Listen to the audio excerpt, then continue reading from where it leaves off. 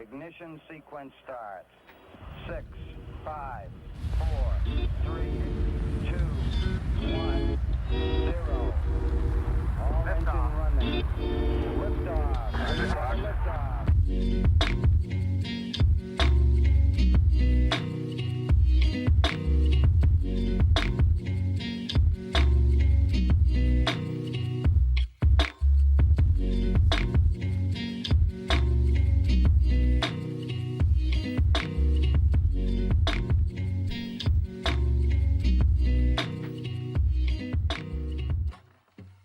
What is up, guys? Hunter Klein here, bringing you this week's episode of Interplanetary Monkeys. Y'all know the deal. New week, same problems, same thoughts, same next big steps. All right. It is that time. A big change is going to come. A monstrous jump, a monstrous leap, and a lot is going to come with that. And I'm very, very excited. And yeah, this will be the last podcast from my mom's house.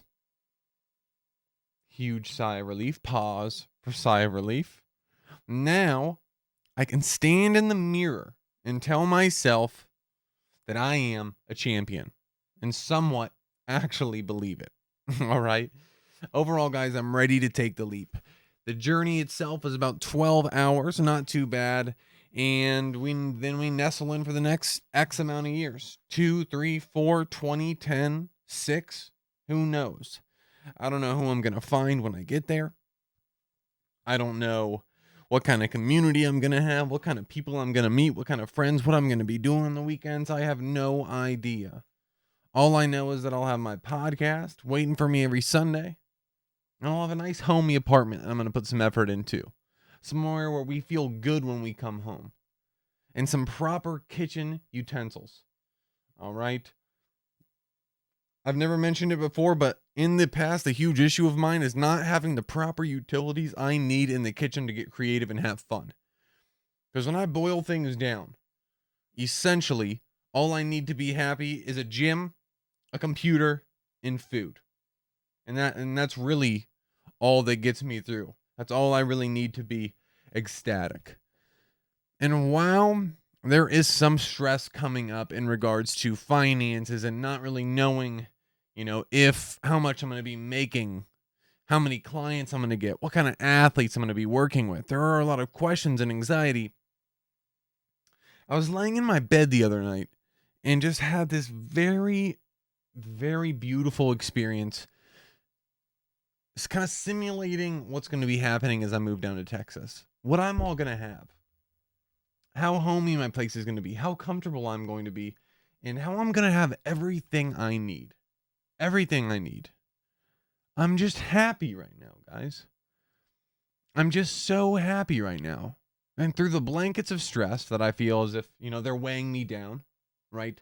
If I were to make this into an analogy, how I feel almost perfectly is somewhat trapped or covered up by blankets. Not trapped, but covered. Smothered is the perfect word here. Smothered by heavy blankets that are somewhat weighing me down. Making it somewhat, let's say, difficult to breathe. But through some cracks in that blanket, I can just make out the beauty of the situation I am in currently. In regards to this move. In regards to my ability to move across the country untethered. And I can barely reach up and graze it with my fingers. The ability right now for me to recognize the actual beauty in it, past the stress, is something that I have not been able to do in the past. Very rarely am I able to focus solely on the benefits, the beauties, and I don't think this is too negative. Not that I'm like overtly negative, narcissistic person, but generally I overfocus on the negatives to try to avoid them, right? To make sure all the boxes are checked. What if this problem happens? What if this problem's happen? What if I'm ready for this? This time, I'm a little more relaxed. And I am actually able to kind of take in the breadth of the situation I'm in. The actual implications of what I'm doing. Recognize that it's pretty serious, it's pretty big, and not a lot of people do this. And the fact that that is the case, but I still feel so excited, happy, and ready for the uncertainty is a very beautiful feeling. So, for those of you tuning in weekly, this will be the last time I keep continuously bringing up the fact that I'm moving. I know we hit on it too much. I know I think about it way too much every week. I know we talk about it too much on the podcast every week, and I'm sorry. Well, that's just what it is. That's how my brain works. That's on my mind. You can't blame me. I'm at my mom's house in the middle of the country, in the middle of Nebraska. Okay, and there's not a lot else to think about if we're going to be completely honest with ourselves and each other. So overall, I'm very fortunate, guys. As much as I won't shut up about wanting more, every week I always talk about wanting more. Whether it be for the podcast, I want growth, I want more viewers. Or whether it be for finances. Damn, if I only had like $50,000. I'm in a very, very lucky and very fortunate spot right now in my life. And yeah, we're all smiles right now. We're all fucking smiles, guys. I'm excited to get into work. I have this very, very, very, very good feeling that it's not going to feel like I'm going to work every day. For once in my life, I'm doing something, getting paid for something that I truly love. Not kind of enjoy like research. I enjoyed research, but I didn't love it. I would get into work. I would start the process of working on research or data collection, and it would start to suck. I don't feel like this job is going to get there because I do this in my free time. I try to min-max people in my free time. I help relatives, friends, family. So it's something that I truly love, and I'm really excited to dive in and actually experience what it's like. One of the first passions of mine that I've truly been able to monetize. And the sky is the limit. Again, there's potential for me to be working with some of the biggest athletes in Austin, Texas, which would open some massive doors for me. So there's a lot of excitement on the horizon, a lot of uncertainty. But goddamn, I guess this is just where we thrive, family. I guess this is where we just thrive. So again, this will be the last podcast from Nebraska. Next time you see or hear from me, I will be in an apartment in Austin. And it's going to be a badass apartment. It's going to be a nice little setup. I promise you that. It's going to be snazzy. I got a desk mount for everything. I got my entire fucking home mounted on my desk fairly well. All right. I've got 16 mounts. Everything is going to be connected, guys. It's going to be goddamn beautiful. But for real, it will be really cool, and it is exciting, and I plan on putting a lot of effort into it. Guys, last night I watched UFC 262. Now, I don't generally talk about fighting on the podcast, and that's going to start changing. Because why not? I love this shit. And I watch it damn near every weekend, and I am going to buy the UFC fight pass for my new place so I can make UFC fight night a Saturday thing. Right? I can just chill at home and count on this every weekend. It's just another fun thing that I can add into my weekly schedule that I really, truly enjoy. Now, there was something so beautiful about this fight this weekend, and it really shines a light on why I enjoy UFC so much, why UFC fighting is so beautiful. First off, yeah, it's absolutely brutal. Yeah, it's borderline legal. All right, this is literally gladiators fighting in a cage. It's a little bit mammalistic. It's so monkey. It's the most human thing you could ever do or watch or enjoy, which I think brings a little excitement to it.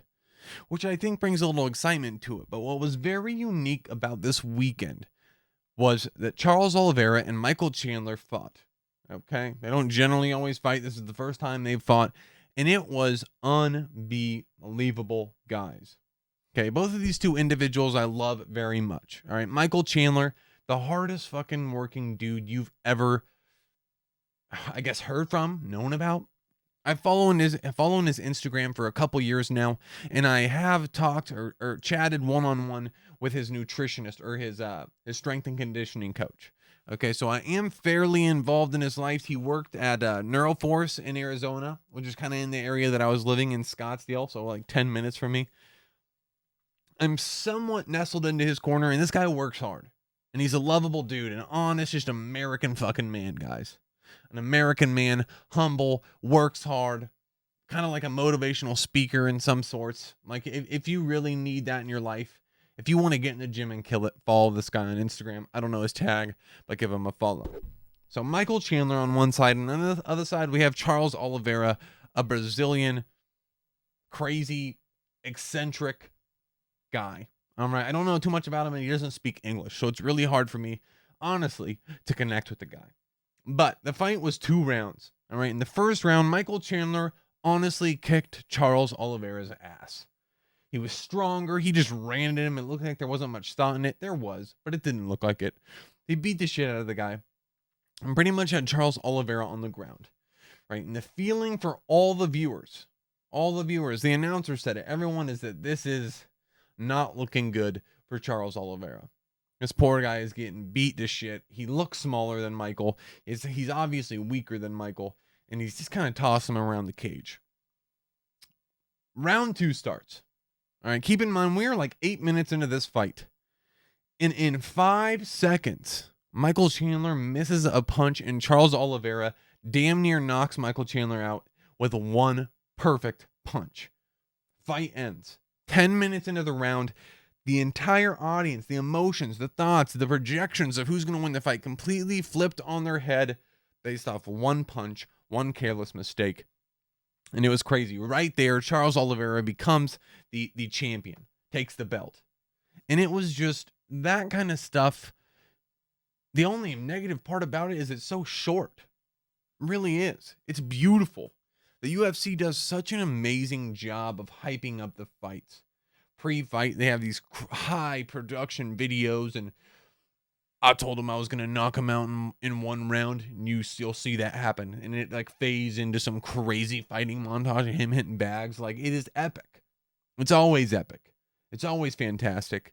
And you really can't help but to just get hype as hell for these fights when you tune in for whatever they call that, the pre-show, or the I'm not really sure, the highlights, I'm blanking here.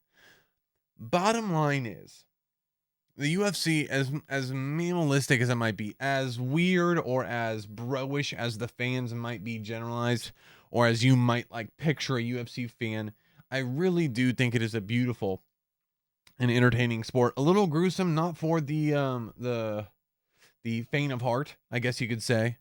All right, but it's enjoyable and I love it, and I plan on diving in, and especially as I settle down, I really want to get into trying to watch every Saturday and really get into this and make it something in my schedule. This is all a roundabout way of me saying that, yeah, I'm going to start talking about fighting on the podcast. Just another Joe Rogan fanboy. I'm sorry, but not really sorry. All right. So, we all know I've been making a pretty large effort into being more in tune with the news. Okay? So in order to be a part of this, not only do I check Twitter trending daily, almost daily, but I have breaking news apps on my phone. Or I had, guys. Because downloading a breaking news app on my phone was the worst fucking decision I have ever made in my entire life. Okay?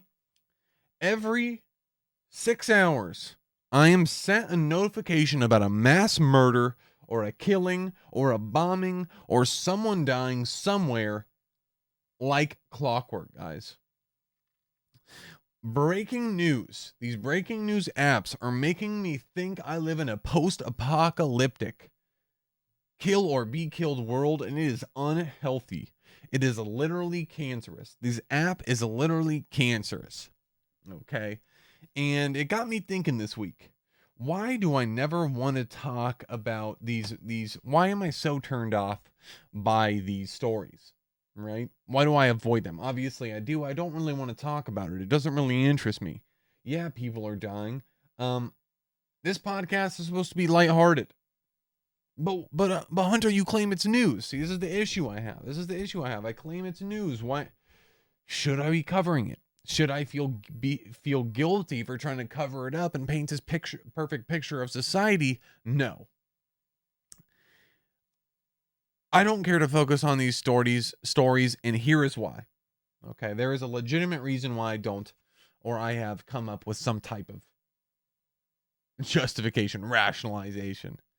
Okay. These breaking news stories, these websites, this app I have, all of them the same, focus on the crugs of society, the trenches, the smallest 1% of psycho humans on Earth. Okay? And this is really the kicker here. Having bad eggs, having psycho humans, having bad people is unavoidable in a human species with over 7 billion people on a tiny rock in space. Okay, and considering there are 7 billion of us, I would honestly say that we're doing quite well in regards to the odds of humans popping out of the womb as psycho killers, as threats to society. I think we can agree that, okay? With the amount of guns we have in the United States and the amount of humans we have, we're doing really well. All right. You're bound to have a few bad eggs. Statistically, is literally unavoidable. And I would say statistically, we're doing fairly well. So, with this being unavoidable, with bad eggs bound to pop out of mothers' wombs across nations, across Earth until time ends, why continually follow these stories? Okay. Other than the opportunity for these news channels to get your clicks, for clickbait YouTube titles, I see absolutely no value whatsoever, and I honestly believe that. Okay, I don't see any value in it whatsoever. There might be a few cases where I do bring up a case, whether it's racially related, right? We talked about Derek Chauvin. I think that's immensely impactful for how specifically Americans, how our society looks at racial differences, how we reflect on racism. I think that goes way beyond just the killing, right? If there is a situation, a story like this that I believe or I personally relate to or personally have passion for that transcends just the idea of someone got killed by a psycho, I'll 100% talk about it. But these random killings, these random bombings, I think it's unfortunate. And I don't mean to downplay the situation, right? I don't mean to say, yeah, we're doing well. It happens, whatever. Obviously, I've been very lucky to never be affected by these. And it'd be very unfortunate to have been affected by some of these bad eggs. But, needless to say, it's too much. It's too much. With 7 billion people on this world, I refuse to focus on each and every one of them. Because then it just turns into a shitty filter on society. Okay, and it starts to clog our vision. Right? Humans are beautiful, and the past 20 humans I've met are awesome. Over the past month, 2 months, I haven't met a lot of people. I'll be completely honest with you guys. They've been awesome. All right, so let's reflect on that. Okay, that's just the bottom line. Speaking of news, a man made a career off of giving public speeches about inventing the Flamin Hot Cheeto product. Okay? Now, just in case you missed or thought I misspoke there, a man is making $50,000 a speech for his story on how he created the Flamin Hot Cheeto brand. Okay? Now, what's even crazier about this is that it was all a lie. Okay? A man was lying about a rags to riches hot Cheeto story, about him transitioning or creating the Hot Cheetos brand, and was raking in hundreds and hundreds of thousands of dollars. All right. Now I don't understand the hype behind the Flaming Hot Cheetos brand and how you could actually rake in so much money. But this guy was going to massive businesses. Was going to Walmart and so on, like the Target, Walmart, and telling a story, and apparently he got called out by Frito-Lay. I believe that's the company that owns them. Yeah, they called him out and just said, "No, you didn't, dude. No, you didn't." But what the balls on this guy The balls on this guy for taking credit of a story for a major company like this and selling it for $50,000 across the nation and not getting called out on it. I honestly champion this man. I'm not lying. The risk is crazy. The fact that he didn't get caught is crazy. And he must have known that no one would care. I don't know. It's a leap. Apparently, he did climb the company as an advertiser, so it's not that big of a lie. It's a lie. He lied and he stole money probably for it, but it's not that big of a lie. All right, so good. I mean, I champion the man. I don't think it's that big of a deal. I don't think the guy should be chastised for it. So we move forward, family. We absolutely move forward, and I don't know what else is going on in the news, guys. I didn't find anything of interest. I'm going to be completely honest with you guys. All right. I'm going to scan through some things here. Dogecoin. Yeah, actually, I did want to talk about this. It is so crazy how, for me, all right, we talked about Dogecoin a couple weeks ago and how, the hype, the culture behind it is making me want to get involved. Elon Musk is single-handedly turning this into a legitimate currency. When I say legitimate currency, I mean people are actually beginning to accept Dogecoin for products. Elon Musk stated that you can buy Teslas with Dogecoin, and other companies are following. This man solely turned an internet meme coin into an actual human currency. Okay?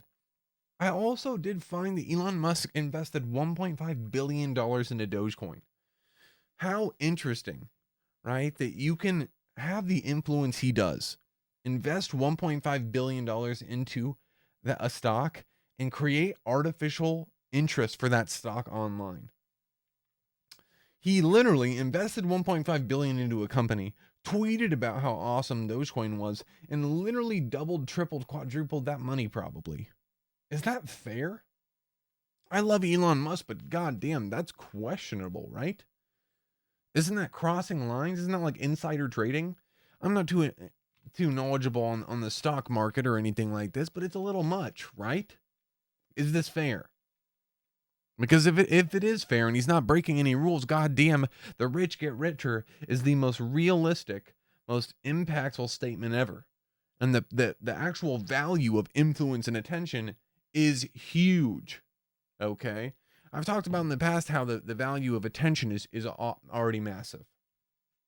Right? Having 50,000 Instagram followers, whether you like it or not, whether it's artificial, no matter how realistic or fake or fucking cringe it is. Sorry, that was a little aggressive. Obviously, you know how I feel on the subject. It is valuable. Right? Eyeballs are value in today's society. You can get people to buy things, get people to buy products, get people to see products, see ideas, see people. Attention is currency in modern day. But if you can literally take that attention and turn it and take your currency, double, triple, quadruple it, it's on a whole nother level, friends. It is on a whole other level, friends. All right. Let's see if we can spark any other thoughts. I saw a WNBA commercial. Now, it's pretty widely known that no one really watches the WNBA. Why is this? I'm not really sure. I don't find it interesting. When I watch sports, I want to see people do crazy stuff. And generally, I don't see the females in WNBA doing as crazy stuff as the males in NBA. I hope I'm not hurting anybody's feelings. This is the truth. They don't jump as high. They don't jump as far. They don't slam dunk as hard. They don't shoot as far of threes, from what I have seen. Now, I knew that everybody knew this problem, right? Everybody in the world can agree that WNBA is a little boring. Sorry, not sorry. But I did not know that mainstream companies were taking it on. All right, really buying into it. And I'll tell you this is why I say this. I just saw a commercial on ESPN on my phone. It was like, all stars are not the problem. It's a WNBA chick, like, balling out. It's not slam dunking hard enough is not the problem. All right, this chick slam dunks. Boom. Not shooting buzzer beaters is not the problem. Boom, fucking buzzer beaters. The problem is you're not watching. In bold text in the center of the screen, WNBA commercial. Nike. It was crazy. Yeah, the problem is I'm not watching. And I don't know if that that commercial really did a lot to get me to want to. To be completely honest with you once again. I don't know what you can do. I don't know if there's truly any answers. Put more at stake. Make them fight for... I don't know. I don't know if there's much hope there, but I do wish them the best.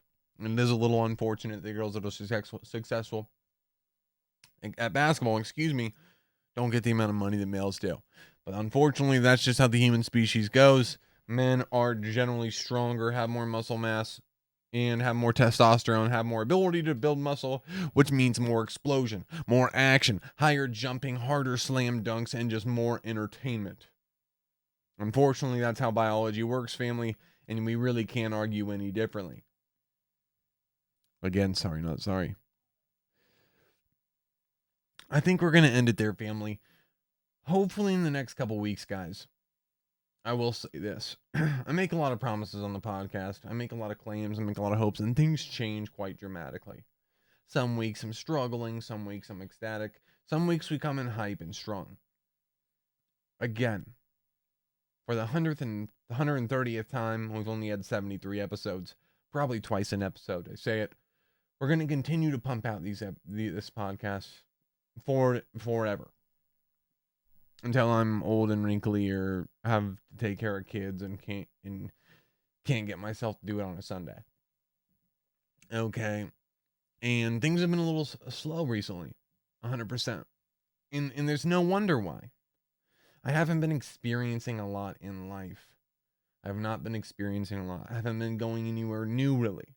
Tucked away in a farmhouse in Nebraska. Not meeting a lot of new people, not experiencing a lot of new things. And I really do hope that from this move this week, next Sunday, maybe the following weekends, I have some real value. I have some cool experiences I can share with you guys. Things we can actually flesh out. Things I can make fun of. All right, humans I see that I can make fun of. I really want to get back to those roots. But unfortunately, I can't artificially create ideas and thoughts. I can't artificially create scenarios in my life where I get to experience things right now. All right. And because this podcast is organic, because it is somewhat of a waiting game for my life to get exciting, I would like to think that the excitement of the podcast scales with the excitement of my life. We just got to be patient. So I've said it before and I'll say it again. If you're not enjoying the episodes, don't worry. We'll be around for a while. Take a break for a while, find other podcasts, come back. But we will always be here through the ups and downs, through the highs and lows, through the smiles, and through the frowns. All right, family? All righty. If you guys want to call into the podcast, get involved, the IP Funk Monkeys phone number is 602-892-4371. The IP Monkeys hotline is 602-892-4371. 4371. Call in, leave a voicemail, let me know who you are, where you're from, what you're thinking about, and what you would like to talk about. We could use the content right now. All right, family. If you're doing well, enjoy it. If you're on a low, battle through. Life's a roller coaster. Duality brings things beauty. And the next time you hear from me, guys, I'll be in Austin, Texas. Peace, much love. See you guys next week.